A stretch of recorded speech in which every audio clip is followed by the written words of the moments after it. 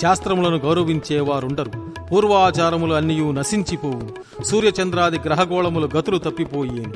గంగానదిలో పవిత్రత చెడిపోవును. శూద్రులకు జంధ్యాలు వేయుదురు. పరపురుషులకు పుట్టిన సంతానము పెరుగును. విధవలకు బిడ్డలు పుట్టెదరు. మధ్య మాంసము వినియోగించుట అధికమగును. కుక్కలు గుర్రాలను చంపేను.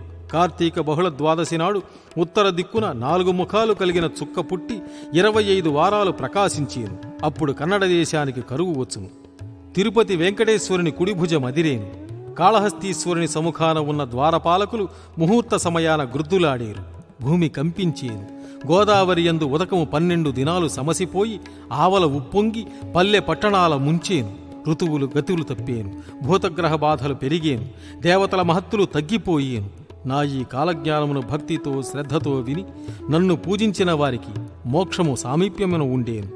గ్రామ గ్రామాన నా దేవళంబులు వెలసేను. అసత్యములు, పక్షపాతము, నీచకర్మలు, ఘోరపు పనులు, మోసములు పెరిగిపోవును.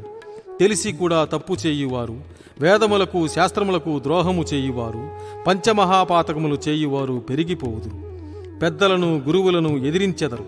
పురోహితులు లేని కర్మలు జరుగును. శివుని విష్ణువును దూషించెదరు. చనిపోయిన వారికి తద్దినములు దినములు చెయ్యరు. ఎల్లప్పుడూ ఇతరులను దూషించేవారు, మతములను మార్చుకొనువారు, ఇతరుల భార్యలను కోరువారు తయారగుదురు.